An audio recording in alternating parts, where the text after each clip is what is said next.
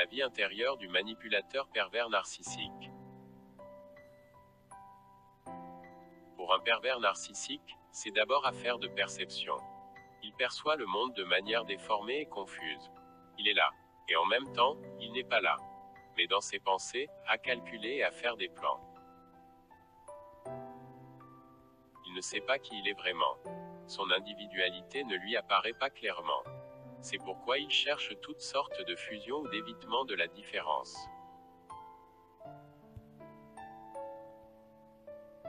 Il a peur de se découvrir. Il préfère rester dans l'illusion. C'est pourquoi il joue à se faire croire. Et il sait très bien se convaincre lui-même qu'il est une personne exceptionnelle, c'est-à-dire hors du commun. De toute façon, il veut être le meilleur, sinon rien.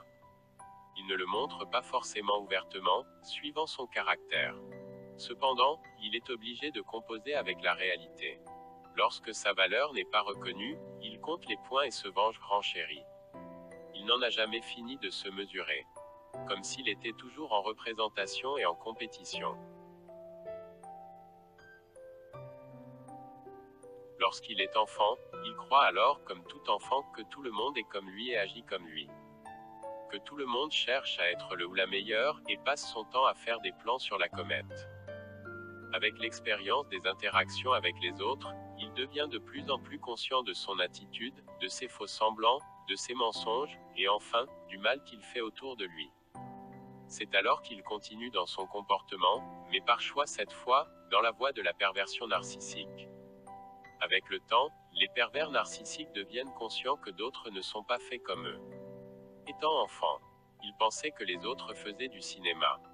Et à présent qu'il est adulte, il sait bien, suivant son degré de conscience, qu'il existe des personnes intègres, bienveillantes et sincères, non intéressées et vraiment gentilles. Il le sait, le constate, mais au lieu de se sentir honteux et d'admirer la vertu et les bienfaits de cette attitude, bien au contraire, ça le dégoûte.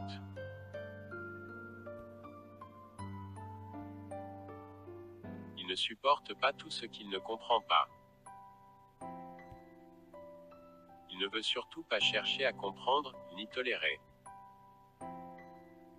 Il veut, par choix, rester centré sur la perception floue qu'il a de lui-même et des autres, et se voiler la face. Ses armes seront, suivant son degré d'intellectualisation de son état d'esprit pervers narcissique. L'humour sarcastique ou noir, le cynisme, la malveillance déguisée en bonhomie et en farce, ou encore la mauvaise foi. En grandissant, le pervers narcissique fait donc un choix. Souvent, très souvent, il fait le choix de continuer dans ce qu'il connaît déjà, ce qu'il est habitué à faire. L'incompréhension lui fait trop peur. Il en devient parano. À force de cacher tout, il se méfie de tout le monde et ne sait plus trop ce qu'il cache. Il est comme un enfant qui sait bien qu'il a mal fait, mais qui est trop orgueilleux pour le reconnaître, et qui ne voit pas comment il pourrait vivre après une humiliation. Tant de temps passé sur des mensonges, des faux semblants, du bluff. Il préférerait mourir que de s'humilier. Pourquoi fait-il ce choix? Il choisit le côté sombre parce qu'il ne sait rien faire d'autre. Mais aussi parce que c'est sa seule source de joie. Sa seule source de reconnaissance qui lui permet de se prouver qu'il est fort et puissant. Pour lui, il est fort lorsqu'il réussit à blesser, à contrer, à anéantir, à tromper ainsi un autre, mais aussi un groupe, voire une société entière. Et plus il touche de personnes en même temps, plus il réussit à pervertir d'autres personnes, plus il trouve des intermédiaires qui le feront à sa place. Bref, plus il réussit à avoir de l'emprise, et plus son prestige grandit à ses propres yeux. Il peut aussi se valoriser aux yeux de quelques autres pervers narcissiques. Des gens qui, comprenant son manège, et familiers des stratégies de pouvoir et de malveillance, le respecteront d'autant plus, voire le hisseront au rang de chef. Ainsi, au fil du temps, le manipulateur pervers narcissique perfectionne ce qu'il pense être un art.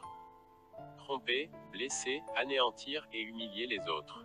Son degré de perversion tend à augmenter. Sauf pour les faux pervers narcissiques, dont seul le comportement est problématique, acquis par mimétisme, par l'éducation.